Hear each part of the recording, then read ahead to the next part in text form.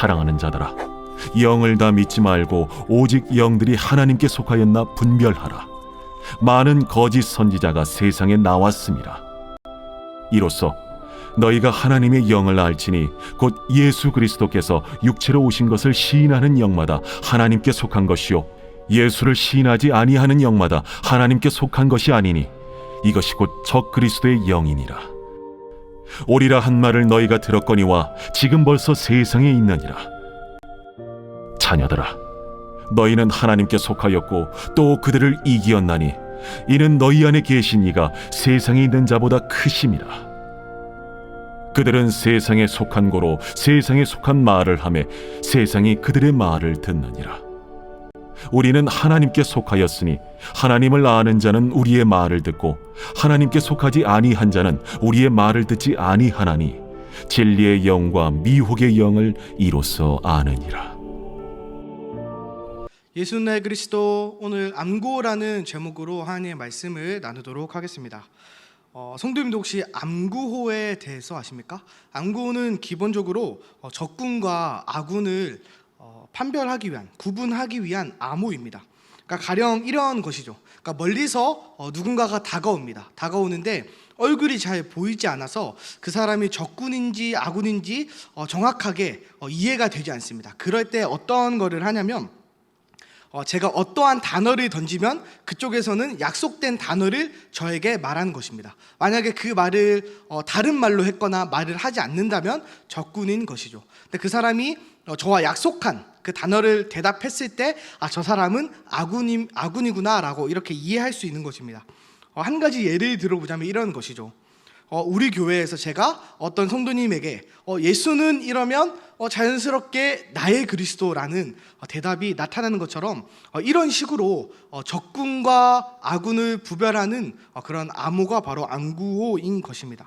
제가 오늘 설교 제목을 암구호로 정한 것은 오늘 1절 말씀에 이런 말씀이 있기 때문입니다. 오직 영들이 하나님께 속하였나 분별하라. 영들이 하나님께 속하였나 분별하라.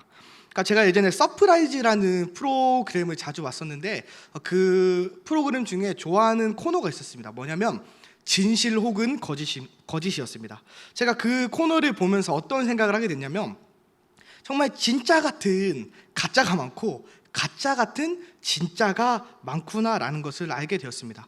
그러니까 우리가 살아가는 세상이 그러합니다. 그러니까 진실과 거짓이 혼합되어서 무엇이 진짜인지 구별하기가 어렵습니다.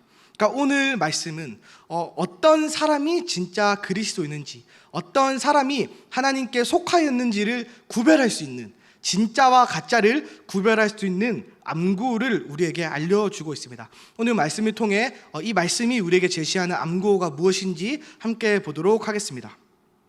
1절 말씀을 보면 아까 읽은 것처럼 영을 다 믿지 말고 영들이 하나님께 속하였나 분별하라고 말하고 있습니다. 왜냐?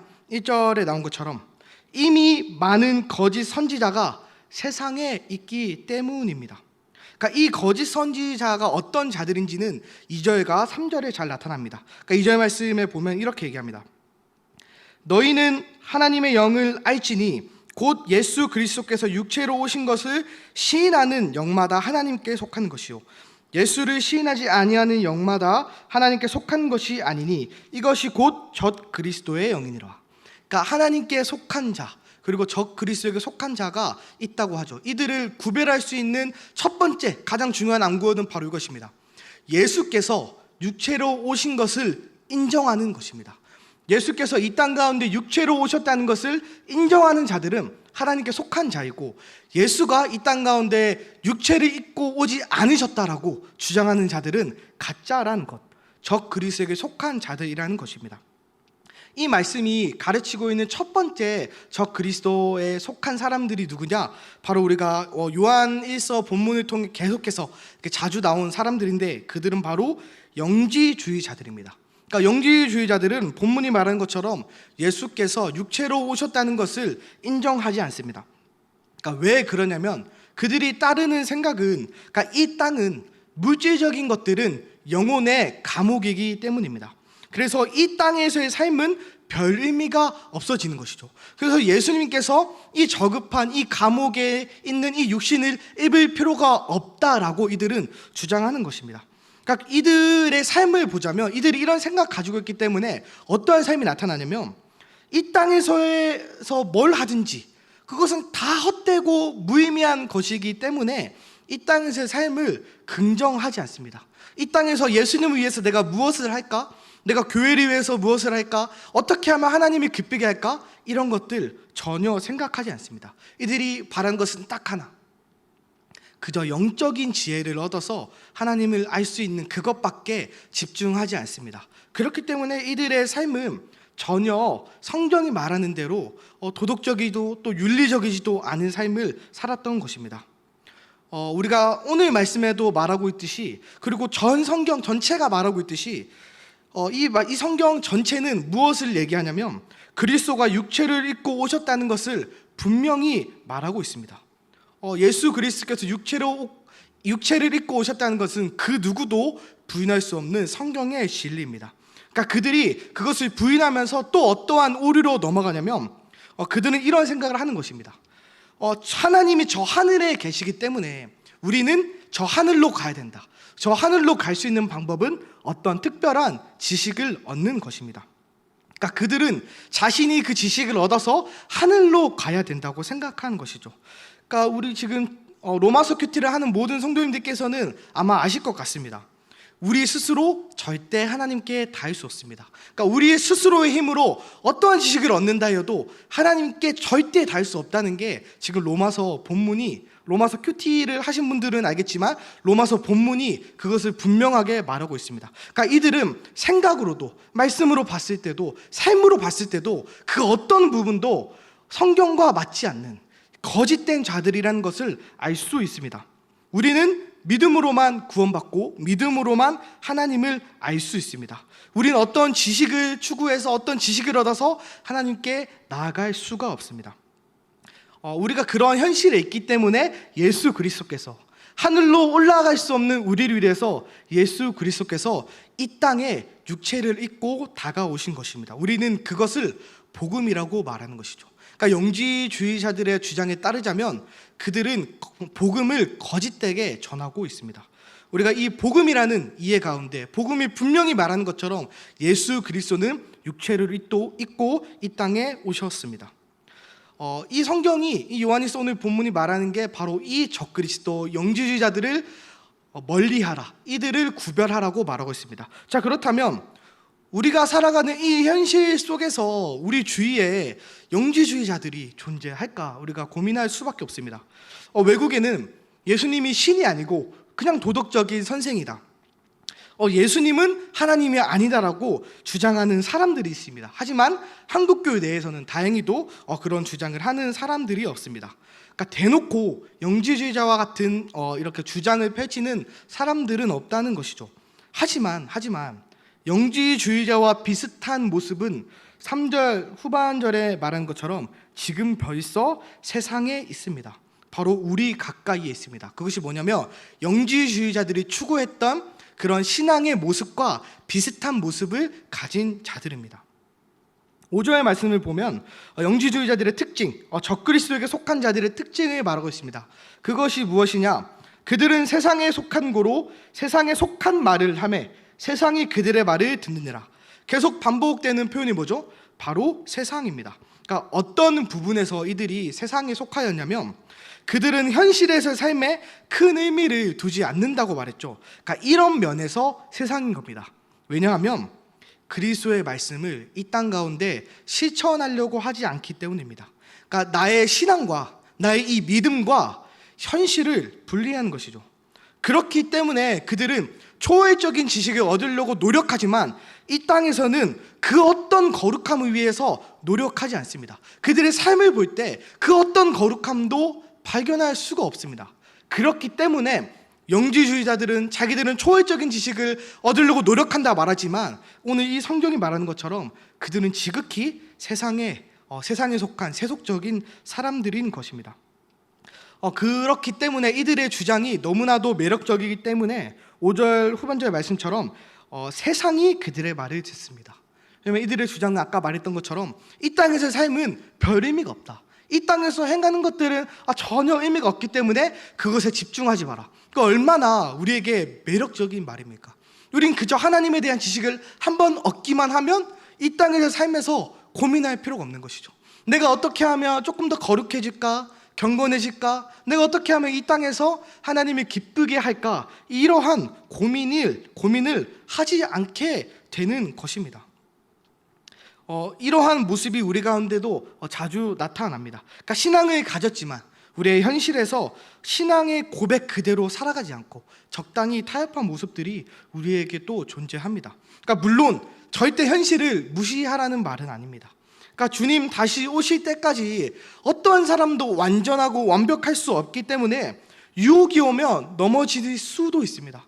때론 좌절할 수도 있고 무너질 수도 있고 현실에 타협하고 그 자리에 잠시 서 있을 수도 있습니다. 그러나 우리가 잠깐 좌절하고 잠깐 멈춰 서 있는 것과 완전히 포기하는 것은 전혀 다른 이야기입니다. 그러니까 내 신앙은 여기까지다. 내 신앙은 여기까지니까 나는 평생 이 정도 수준만, 이 정도 신앙의 상태만 유지하겠다. 나는 여기 이 정도까지밖에 포기 못하고 이 정도를 넘어서는 내 신앙을 이렇게 현실에 가져올 수가 없다. 이 선을 절대 난 넘어갈 수 없다. 이렇게 선을 그어놓고 완전한 포기를 하는 것은 아까 말한 그런 것과는 전혀 다른 것입니다. 아까 말한 것처럼 넘어질 수도 있고 무너질 수도 있는 것입니다. 그러나 완전한 포기를 해서 나는 더 이상 하나님 거룩하게 살지 않겠어요. 나는 이 정도가 나한테 맞는 것 같아요 라고 생각하는 것은 어찌 보면 영지주의자들의 주장과 비슷할 수도 있다는 것입니다.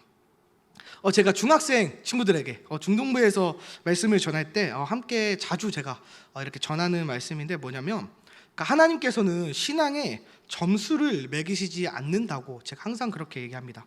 야, 너 그 정도면 천국에서 1등급, 너는 2등급. 하나님 절대 이렇게 나누시지 않습니다. 하나님 절대 그렇게 줄 세우시지 않습니다. 그러니까 하나님께서 원하시는 것이 무엇이냐면 내가 할 수 있는 작은 것이라도, 그것이 내가 할 수 있는 최선이라면 그것을 행하는 것, 그것이 진정으로 하나님이 기뻐하는 것이라고 제가 중학생 친구들에게 자주 말씀을 그렇게 전합니다. 믿음이 약하여 조금만 순종하더라도, 남들이 보기에 정말 빈약한 믿음이라도 그게 자신이 할 수 있는 최선이라면 가난한 과부의 두렙돈처럼 예수님은 그 믿음을 칭찬하실 것입니다. 그러니 우리가 가져야 할 신앙의 모습은 다른 사람과 비교해서 어떠한 만큼 내가 도달하는 것이 아니라 조금씩이어도 괜찮으니, 때로 무너지고 좌절하고 잠깐 서 있을 수도 있으나 포기하지 아니하고 조금씩 내가 할 수 있는 조금씩을 계속 하나님께 드리며 점점 더 거룩해지는 것이 이 땅에서 살아가는 우리의 마땅한 삶이 되어야 합니다. 우리에게 익숙한 내 영혼이 은총 입어라는 찬송가 후렴의 가사에 이런 가사가 있죠. 주 예수와 동행하니 그 어디나 하늘나라. 정말 대단한 신앙의 고백입니다. 그러니까 주님 항상 우리와 동행하시니 우리가 살아가는 모든 공간은 하늘나라다. 이 정말 위대한 고백이죠. 제가 참 좋아하는 표현이 있는데 이 구절, 이 후렴 가사와 어찌 보면 조금 비슷한 맥락인데 제가 좋아하는 이 말이 무엇이냐면, 그리스도는 역사를 찢으시고 이 땅에 침투하셨다는 말입니다. 좀 어려운 말이긴 한데 죽음으로 흐를 수밖에 없는 이 땅 가운데 그저 살아가면 도달하는 것은 죽음밖에 없는 이 땅의 이 역사 가운데 하나님은 그 흐름을 찢으시고 그 흐름을 완전히 부셔버리시고 이 땅에 침투하셨다는 것입니다. 그래서 이 땅은 예수 그리스도께서 그 흐름을 찢으셨기 때문에 이 땅은 더 이상 죽음의 땅이 아니라 어떤 땅이 되냐면 새로운 땅, 생명이 넘쳐나는 땅이 되는 것입니다. 그렇기 때문에 우리가 살아가는 이 땅은 어떤 땅이죠? 영지주의자들이 말하는 것처럼 감옥도 아니고 그저 아무 의미 없는 공간이 아니라 예수께서 이 땅 가운데 오셨기 때문에, 예수께서 이 땅을 거니셨기 때문에 이 땅은 거룩한 공간입니다. 그리고 그 예수님께서 우리 가운데 함께 하시고 이 땅 가운데 우리와 동행하시니 우리가 가는 모든 그 땅은 거룩한 공간인 것입니다. 우리가 이러한 이해 가운데 우리의 신앙과 우리 현실을 보자면 우리가 살아가는 현실은 절대 신앙과 분리된 공간이 아닙니다. 우리가 나아가는 모든 공간은 절대 우리의 신앙과 무관한 공간이 아니게 됩니다. 왜냐하면 예수 그리스도께서 이 땅에 오셨기 때문에, 그리고 그 예수께서 나와 동행하시기 때문에, 그래서 우리가 가는 모든 곳은 거룩한 곳이어야 합니다. 하나님은 이 땅 가운데 우리와 동행하시기에 우리가 살아가는 현실은 거룩하고 또 거룩해야 합니다. 우리가 진짜 그리스도께 속했는지 알 수 있는 암구호는 바로 이것입니다. 우리의 신앙과 우리의 현실을 분리하지 않고 정말 작더라도 내가 할 수 있는 한에서 현실 속에서 거룩하기 위해 하는 조그만 노력들, 그것을 행할 때 하나님은 우리를 기뻐하시고, 그것을 행할 때 우리는 하나님께 속한 진짜 그리스도인인 것입니다. 기독교 역사 가운데 진짜와 가짜를 구별할 수 있는 아주 유명한 고전이 있습니다. 그게 뭐냐면 조나단 에드워즈의 신앙 감정론이라는 책입니다. 그 책 안에 은혜를 받았다는 증거에 대해서 12가지를 설명하는데, 그 10번째 이런 말이 있습니다. 10번째 근거가 뭐냐면, 우리가 은혜 받았고 하나님께 속하였다는 10번째 근거가 뭐냐면 그러니까 신앙의 균형이다라고 얘기합니다. 이 균형은 그러니까 지속성을 의미합니다. 그러니까 신앙이 지속적으로 나아가고 조금 좌절하고 넘어진다 해도 지속적으로 계속 하나님을 찾아가는 그것이 우리가 진짜 은혜 받은 근거 중 하나다라고 말하고 있습니다. 그리고 12번째 마지막이 행위로 나타나는 신앙이라고 말합니다. 그래서 이 12번째 부분에 어떤 말을 제가 조금 가져왔는데, 제가 그것을 좀 읽어드리겠습니다. 이렇게 이야기합니다. 모든 참된 그리스도인은 그가 만나게 되는 온갖 시련에도 불구하고 인생의 마지막까지 전적인 순종의 길과 부지런하고 진지하게 하나님을 섬기는 일을 지속해 나간다. 이 말을 아까 말한 그 10번째 증거, 그 신앙의 균형과 조금 연결해서 제가 조금 풀어서 말하자면 이런 말이 될 수 있습니다. 그러니까 참된 그리스도인은 온갖 시련에 넘어질 수도 있습니다. 좌절할 수도 있습니다. 그러나 신앙의 균형을 지켜나가면서 인생 마지막까지 진지하고 부지런하게 하나님을 섬기는 일을 지속해 나갑니다. 우리가 우리의 삶을 아주 급작스럽게 변화시키는 것은 정말 어렵습니다. 물론 하나님께서 은혜를 주시면 가능한 일이죠. 또 우리 주위에, 또 우리의 기독교 역사 가운데 하나님께서 실제로 그렇게 급작스럽게 변화시킨 인물들이 정말 많습니다. 그러면서도 하나님이 보통 우리 모든 성도들에게 보편적으로 사용하는 방식은 서서히 자라나게 하는 것입니다. 그러니까 실패하고 고민하고 좌절할 수는 있어도 신앙의 균형을 지켜나가며 지속적으로 자라나는 것, 지속적으로 거룩하기 위해 노력하는 것, 이것이 바로 하나님이 보편적으로 쓰시는, 보편적으로 우리를 거룩하게 하시는 방법이라는 것입니다. 그것이 바로 우리가 조금씩 자라는 그 방법이야말로 우리 이 땅 가운데 거룩하게 살아가는 방법입니다. 사랑하는 모든 창일의 성도님들께서는 우리가 살아가는 현실에서 조그만 거룩을 이뤄내며 끝까지 순종하며 나아가는 모든 성도님들 되시기를 소망하고 기도합니다. 말씀을 마치기 전에 현실에서 거룩하게 살아간다는 것 자체가 굉장히 추상적이고 어려운 말이기 때문에 이를 조금 쉽게 설명한 책의 이야기를 제가 마지막으로 읽고 말씀을 좀 정리하려고 합니다. 어떤 책이냐면 바로 오늘이라는 예배라는 책입니다. 오늘이라는 예배.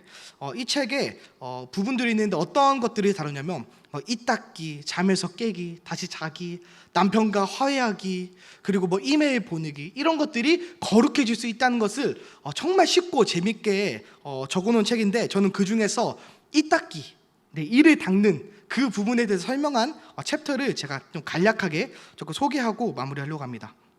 이렇게 이야기합니다.